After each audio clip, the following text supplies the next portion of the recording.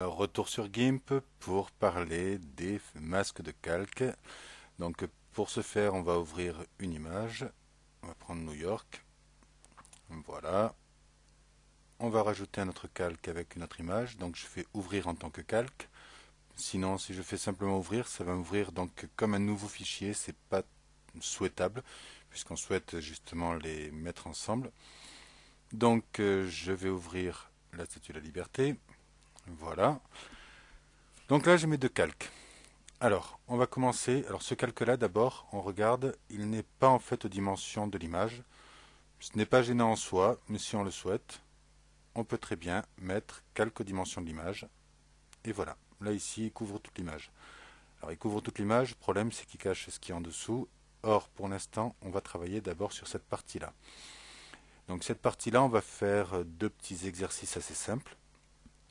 Le premier, on va dupliquer donc le calque. On va le désaturer. Je valide. Je vais appliquer ensuite un masque de calque. Voilà. Et sur ce masque de calque, je vais faire un petit dégradé. Voilà, vous voyez donc en fait que dans la partie droite de l'image, j'ai ce calque-là qui apparaît. Et plus je vais vers la gauche, au plus, j'ai la partie la partie colorée, donc le calque inférieur, qui prend le dessus. Donc pour rappel, les masques de calque, c'est quoi? Tout simplement, on va faire un truc tout simple. Je vais remplir ce masque de calque en noir. Et mon calque a totalement disparu. Si je commence à peindre avec du blanc, eh bien, je vais faire réapparaître tout simplement le masque qui est associé au masque de calque. Donc noir pour faire disparaître et blanc pour faire réapparaître. L'avantage qu'il y a, c'est que si jamais j'ai fait une erreur, j'inverse les couleurs. Donc je vais repeindre en noir et je fais redisparaître. Voilà. Donc ça c'était pour un premier exemple. Toujours dans la même logique. Donc je vais supprimer, je le masque simplement, je duplique le premier calque. Je vais lui appliquer, donc vous avez les filtres ici qui permettent de modifier, de transformer les images. Alors ça, je ne vais pas faire un cours là-dessus. Vous y allez, vous essayez, vous testez tout ce que vous voulez. Mais il y a plein de possibilités. Alors on va prendre juste un filtre très simple, qui est le flou cinétique. Donc le flou cinétique, je choisis ma longueur de flou. Donc je vais rester là comme ça, voilà par exemple. L'angle également, je choisis exactement ce que je veux, je valide. Et donc là, j'ai mon image qui est floutée. À partir de là, je vais appliquer encore un masque de calque.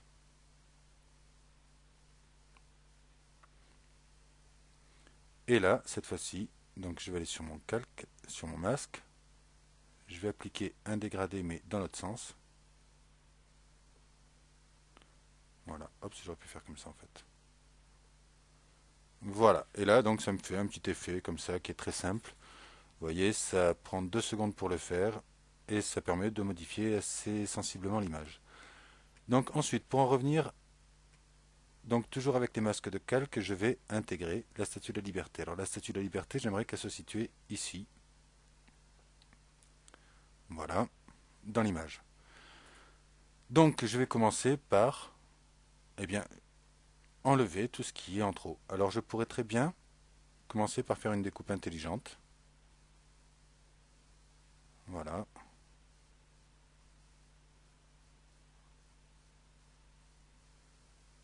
Alors on va faire le tour, tranquillement.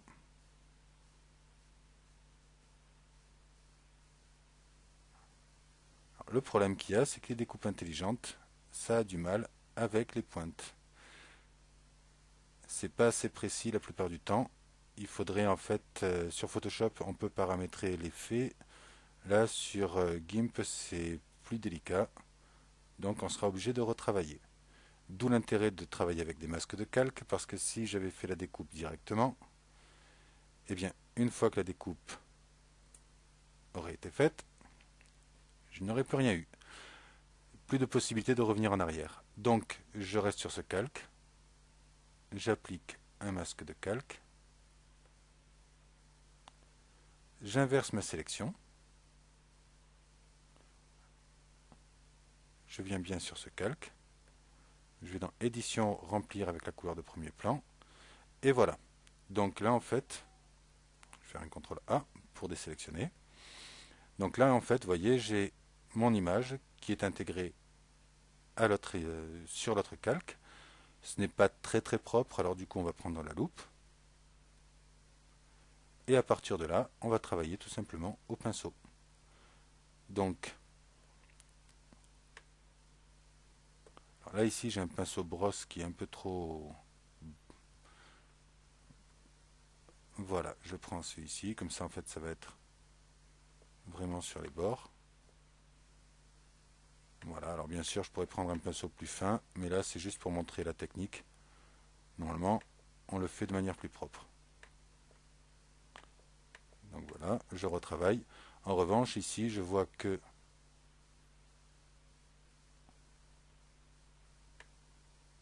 là, ici, ça avait disparu, donc je peux le rajouter et reprendre ensuite le pinceau en noir. Il faut vraiment supprimer proprement tout ce qui ne va pas. Donc par rapport à du détourage que l'on ferait manuellement et autres, c'est quand même beaucoup plus net, beaucoup plus précis. On fait des choses qui sont beaucoup plus propres.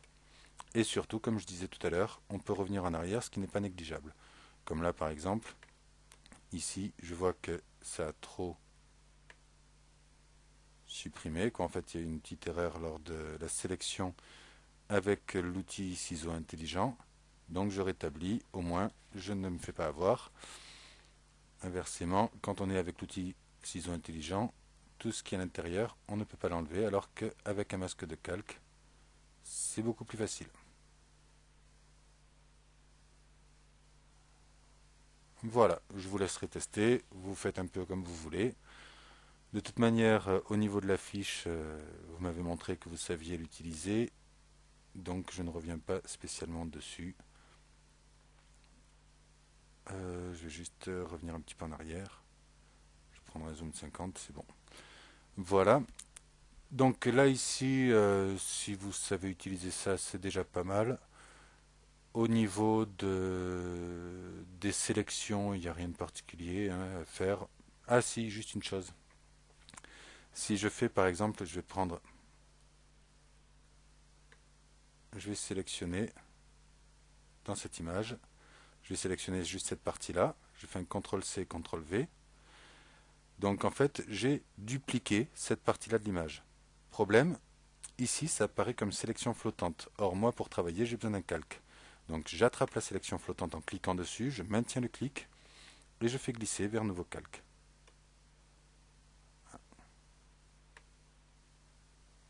Ah non, il ne veut pas forcément.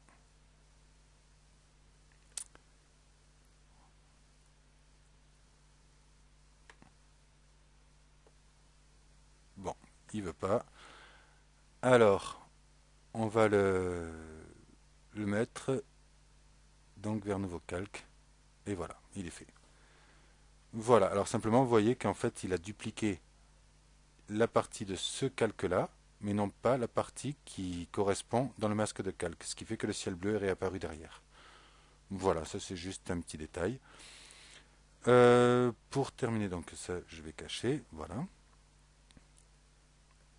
Là on est OK. Autre petite chose, quand on enregistre, eh bien ça enregistre dans un format qui est un XCF. Or ce format XCF n'est pas terrible parce qu'en fait on ne peut pas utiliser dans la plupart des logiciels. Et quand on regarde les extensions qui sont proposées, eh bien en fait on est toujours dans de l'XCF, et donc si vous voulez l'importer par exemple sur un document Word ou sur une présentation PowerPoint, tout ce que vous voulez, vous ne pourrez pas le faire parce que ce n'est pas reconnu. Donc quand on veut enregistrer l'image, on va à exporter et ensuite on choisit donc JPEG. Donc par défaut c'est en JPEG, mais on peut choisir ici plusieurs extensions qui sont proposées ici. Voilà. Et là vous faites exporter, vous choisissez votre nom, vous faites exporter et vous avez votre image qui est enregistrée. Voilà, les filtres, j'ai dit, hein, je ne reviens pas dessus. Vous pouvez travailler sur les ombres lumière, donc les effets d'éclairage, etc. et tout. Si vous voulez rajouter un halo ou n'importe quoi. Rajouter un buseau, voilà. Il n'y a rien de particulier. Ici, les nuages. Alors les nuages, on peut faire vraiment pas mal de choses avec les nuages. Simplement, on est plus dans la création pure que dans l'amélioration de l'image. Ça, l'année prochaine, si on a l'occasion de travailler au niveau du multimédia, les effets spéciaux, notamment sur la vidéo, vous verrez que les nuages offrent des perspectives assez intéressantes. Mais on n'en est pas là, je ne vous demande pas d'aller fouiller de ce côté-là pour l'instant. Contentez-vous de savoir déjà ce qui est expliqué dans la vidéo, c'est déjà pas mal, et vous pouvez déjà faire pas mal de choses avec.